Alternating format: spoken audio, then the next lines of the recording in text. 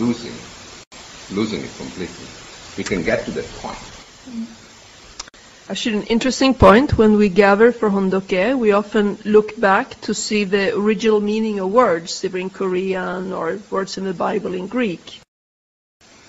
And if we look at the text in Philippians in Greek, the word for complaining in Greek is gobusu.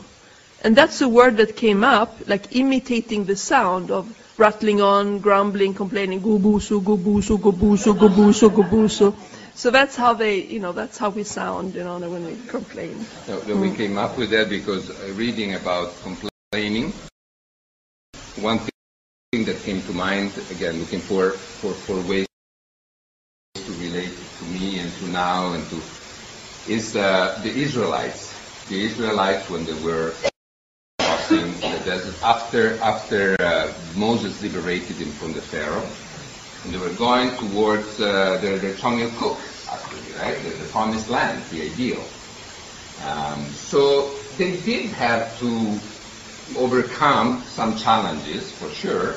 They were out in the desert. They didn't have much of a shelter, some tents, and they didn't have much food. In fact, at one point, they really complained to God about the manna. And say, that's not possible. We keep on going just with this manna. And their heart was really not in the right place. I went through the whole story and I found out things that I really hadn't read before or noted with his eyes. Their heart was really heart of complaining, and God gets really upset at them. But then he said, oh yeah, you want meat? They wanted meat. We want to eat meat. That was the big thing. It's interesting actually the way it's quoted, because they were thinking, in Egypt we had good fish and we had fresh vegetables. It goes into even the list of vegetables they had, right? We had wonderful garlic and they don't mention wine, but I could. They had melons. Melons and instead here we don't have anything to eat, we don't have a shelter, and we don't have, but there were slaves. There were slaves in Egypt, but they were looking back at Egypt like one wishing they were there again. And it's easy for us to see now, they were there with Moses and they were going towards the promised land, and how come they complain? But actually they have some reason, but they really went way too far out on a tangent, and God got really upset. He gave them meat, and then actually says that while the meat was still in their mouth, they died. So many died. So that was God's chastisement. We don't have to go that far as sleeping out in tents or eating only manna, but at times we have to make some sacrifices. But compare to the sacrifices that they had to make. We have a similar course, if you want. We left Egypt behind with some comforts, maybe, but with the grace we receive is so much greater. And especially the example we have to follow, and the example that people before us, Moses, Jesus, but especially Father had. We think, really reflecting upon this, we think that one of the main characteristics that allows Father to be Father, maybe the main one, is really that, his attitude. Because in every circumstance, Father was always grateful. We have so many stories, right? We thought of the story of Father in the concentration camp, dying of starvation, cold, and working day and night with no food, and would be grateful for the warmth, right? Just to be able to warm his hands in his armpit. And his attitude was always, Heavenly Father, you have suffered so much. So I want to offer my suffering to you. So what would God's enemy ever say? That's an attitude that Satan can definitely not deal with. He cannot deal with that attitude. So in whatever circumstance we are, treated unjustly, having to endure crazy things, if we can manage to have that, that's something that Satan cannot claim. And this is the attitude that you see here also, right? To be blameless. To be blameless. Become blameless and pure children of God. So when offering, because at times even when I try to have a good attitude, all right, I hate it, but I do it anyway. But it's really a waste. It's really a waste because the main thing is to offer that up with the right heart. So, and it's also stupid because you do it, so why do you want to waste that? If you do it, don't do it if you don't want to do it. That would have more sense. So Hunjanim has been talking a lot about the 7 deaths and resurrections, right? And this is, actually there was an explanation came up lately because it was not so clear what it was, but it's like the 6 times of imprisonment and the helicopter accident.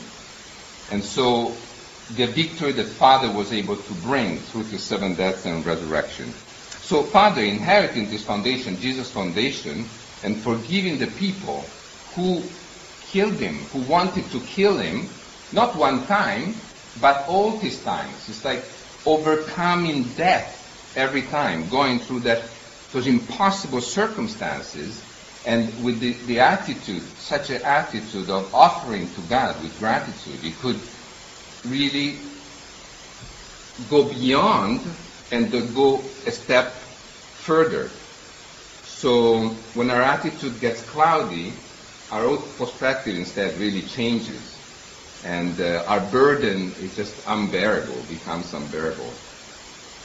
One tip at this point that we can do, because yes, okay, having an attitude of gratitude, okay, but we cannot be grateful for everything. There are things that actually are great challenges. So one thing as a practical tip is reporting and consulting. So we should really make an effort to center it up. It was easier maybe when we were younger in our life of faith, but also center it up means to talk with our difficulties with our children, with our parents. Talk with our difficulties as husband and wife. So we are one another's Messiah, so we can help each other in such a way. Or to our central figures that are actually the ones that are our connection to God. So humbling ourselves and going to our central figures to tell them what is going on. No matter what they will tell us or what the guidance will be, just by doing that, that's something that God can claim and that God can use in bringing really peace to our hearts. So we should hear from Ingrid, or do I keep going here? I can go from here. Okay. So actually it takes a lot of effort to control our attitude, and nobody can do it for us. We have to do it ourselves. It's nothing we can delegate. I have to control my attitude, and I actually choose my attitude. That's something we have to be aware of. We actually choose our attitude. So we can choose to fuss, to struggle and complain, and to always look at the dark side and always be different. Or we can choose to really have a different attitude, really be different. So next coffee break at work, next break in school, try to make it a point to be positive, to say something constructive, and to not respond to negativity. It's like complaining is denying that God is working in our lives. Every day God wants to give us so many gifts and show us so many things. But if we complain, we block God and we don't let him in. Actually, you're pretty good at that. Not a complaining. No, at times at home also with the children and something that are going really. And then she changes completely the subject of speech. That flower, you gave me that flower for my birthday, while the mess is going on, right? You gave me the flower for my birthday, it's blooming, still blooming now. Every time I look at it, I'm just so happy. That, whoop. Yeah. Just imagining that. We were fighting about something. Well, you know, you have a fjärrkontroll, remote control, so you can change channels, right? Even like mentally, it's good to sometimes change channel. You watch something you don't like, you can change. Mm-hmm.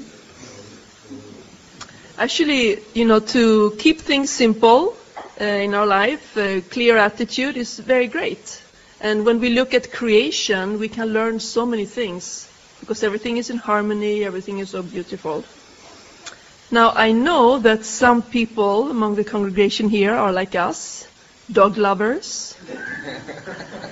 Especially, yes, not Anne-Marie, but I know Fred, John and Vivica, and John, Jessica. There are probably a few more dog lovers here, right?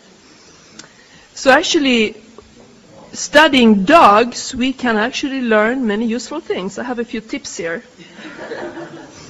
When family members come home, drop whatever you're doing and run to greet them.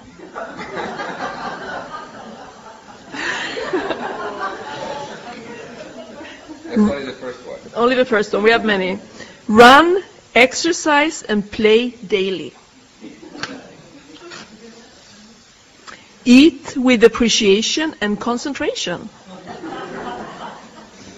Be loyal. Never pretend to be something you're not. And this one, I like this one.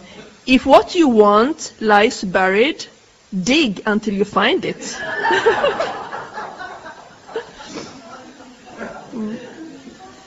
When someone is having a bad day, be silent, sit close, and look at him or her gently with big eyes.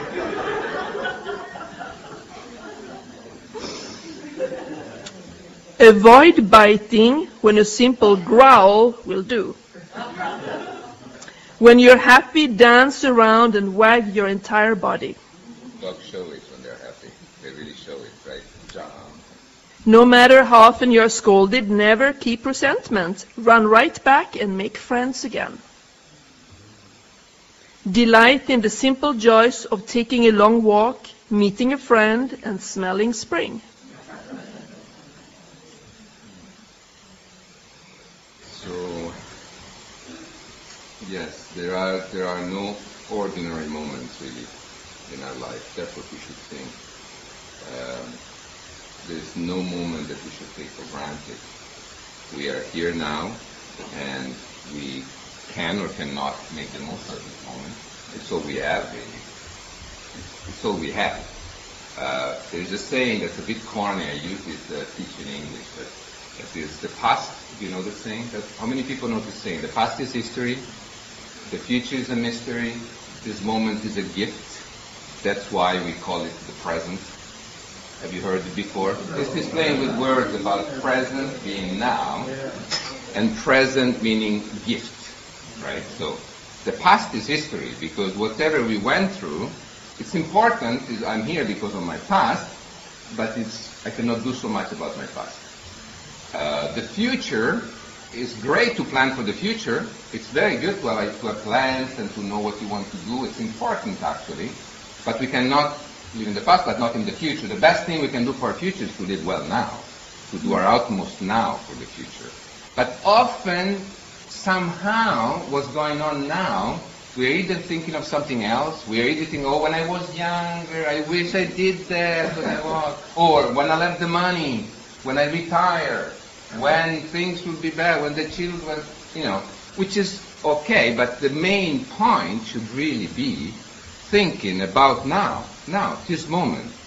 This is no ordinary moment. This is really special because it's everything I have now. So I should really make sure my mind, my thinking, my attitude, my heart is right now. And that's the best thing I can do to honor the past and to prepare for the future. So no moment, nothing in life should be taken for granted. In developing gratitude for simple joys, or even for the challenging times in our lives, we can truly appreciate it. If we can do that, we will be able to see the magic that surrounds us every second, of every minute, of every day. We must really invest to do that. It doesn't come natural, and natural on quote, because of where we are at. We have to really cultivate such an attitude. And so we must nourish constantly such an attitude. And this came to mind, Hyunjin came to mind, right, with this meditation practice. We were considering doing Hyunjin's meditation practice, but we wouldn't feel so confident. But the key is really, the clue of the meditation practice is, breathe in, I'm alive, breathe out, thank you. Right, that's it. Meditation means to really feel I'm part of this nature, I am divine, I feel God's divinity, and I'm grateful to be alive. Thank you, God, for being alive.